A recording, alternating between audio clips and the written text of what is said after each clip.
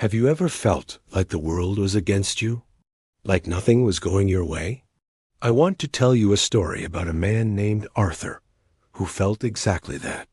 Arthur was a baker, known for his delicious bread, but lately his heart wasn't in it. He looked at the wealthy banker who bought his loaves and felt envy. He saw the happy couple walking past his shop, hand in hand, and felt a pang of loneliness. Every day he focused on what he didn't have: a bigger house, a faster car, a more exciting life. His own blessings, the smell of fresh bread, the loyalty of his customers, the roof over his head had become invisible to him. One cold morning, a young boy with worn-out shoes and a thin jacket came into the bakery. He didn't ask for anything, just stood by the door, soaking in the warmth and the wonderful smell. Arthur, feeling a bit grumpy, was about to ask him to leave. But then he saw the boy's face. There was no sadness, no self-pity, just pure, simple delight as he breathed in the aroma of the baking bread. On impulse, Arthur walked over and handed the boy a warm loaf. The boy's eyes widened in disbelief, then lit up with a joy so bright it seemed to warm the entire shop. "Thank you, sir."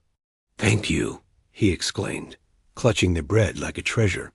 He didn't run off immediately. Instead, he broke off a small piece and offered it back to Arthur. "You made this," he said with a huge smile. "It's the best smell in the world." In that moment, everything shifted for Arthur. He saw his life through the boy's eyes.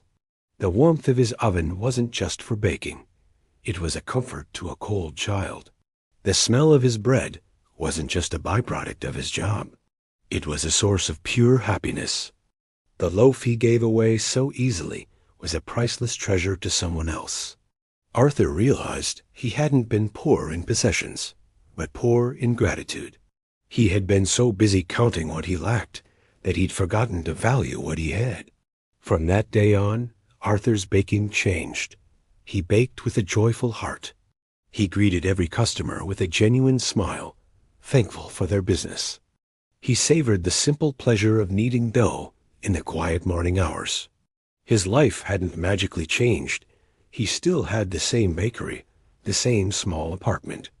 But by changing his perspective, he found a richness he never knew was possible. Sometimes we are all like Arthur. We look at others and see only what we're missing.